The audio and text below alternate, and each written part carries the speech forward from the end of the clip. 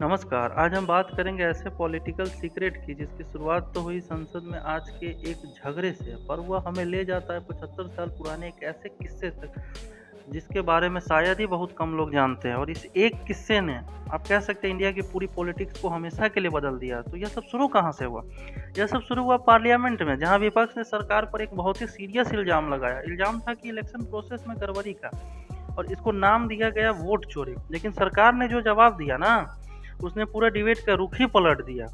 आज के इल्जाम पर कुछ कहने के बजाय उन्होंने हिस्ट्री का एक ऐसा चैप्टर खोल दिया ना, जो कहीं दबा हुआ था। तो यह आज का झगड़ा है क्या? आइए आपको पूरी कहानी बताते हैं। तो वीडियो को लास्ट तक देखिएगा, तब आप समझ पाइएगा।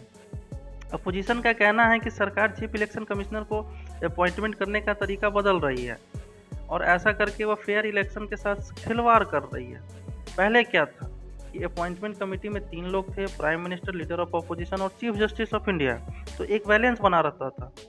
पर अब जो नया कानून आया है, उसमें से चीफ जस्टिस को हटा दिया गया है और उनकी जगह एक कैबिनेट मिनिस्टर ने ले लिया।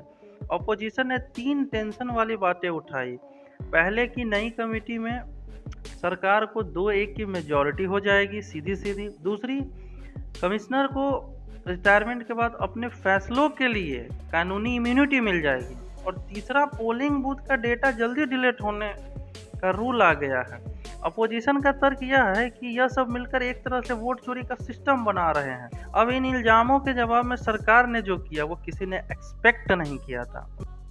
उन्होंने आज की बात पर बहस करने के बजाय डिस्कशन को सीधा उठाकर इंडिया के पास्ट में पहुंचा दिया।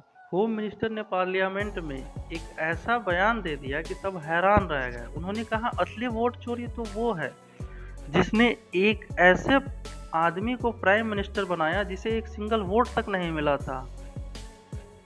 और इशारा था भारत के पहले प्राइम मिनिस्टर पंडित जवाहरलाल नेहरू की तरफ। देखिए, बात है 1946 की। कांग्रेस प्रेसिडेंट का इलेक्शन हुआ। रिजल्ट एकदम शॉकिंग थे। उस वक्त 15 प्रोविंशियल कमेटी थी, जिसमें से 12 ने सरदार वल्लभ भाई पटेल को सपोर्ट किया, और जवाहरलाल नेहरू को कितने वोट मिले? 0, मतलब एक भी नहीं।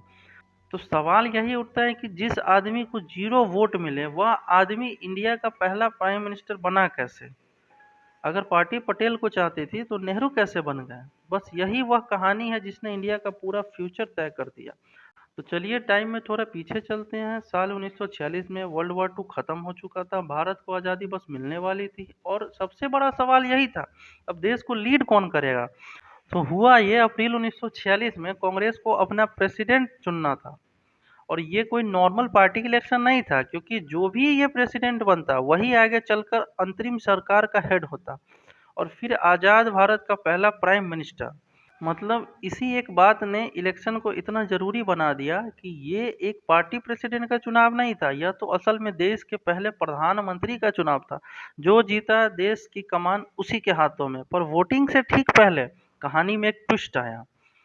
महात्मा गांधी ने इंटरवीन किया और उन्होंने पब्लिकली अपनी पसंद बता दी। एक चिट्ठी में उन्होंने साफ साफ लिखा कि वह चाहते हैं कि प्रेसिडेंट जवाहरलाल नेहरू ही बने। और बस यही कहानी का सबसे टर्निंग पॉइंट आता है। एक तरफ पार्टी थी जिसकी भारी सपोर्ट पटेल के साथ था, दूसरी तरफ गांधी जी थे जो नेहरू को चाहते थे। जो आखिर में हुआ, तो आखिर में क्या हुआ? कहते हैं कि उस मीटिंग का सीन बड़ा ड्रामेटिक था। जब वोटों का रिजल्ट गांधी जी के पास आया तो उन्होंने पर्ची नेहरू को दिखाई। नेहरू खामोश हो गए। फिर भी गांधी जी ने पटेल को कहा कि वह अपना नाम वापस ले ले, और गांधी जी का मन रखने के लिए पटेल मान भी गए। और बस इसी तरह 0 वोट पाने वाले नेहरू बिना किसी विरोध के प्रेसिडेंट चुन लिए गए। लेकिन सवाल यह है कि गांधी जी ने ऐसा किया क्यों?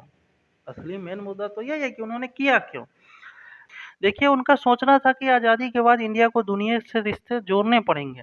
तो नेहरू जो कैम्ब्रिज ग्रेजुएट थे, जिनकी इंटरनेशनल पहचान थी, वो फॉरेन पॉलिसी के लिए बेस्ट थे।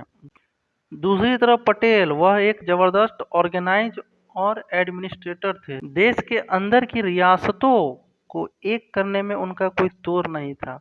तो गांधी जी का प्लान था कि दोनों की ताकत का इस्तेमाल किया जाए। नेहरू बने प्राइम मिनिस्टर और पटेल बने डिप्टी प्राइम मिनिस्टर।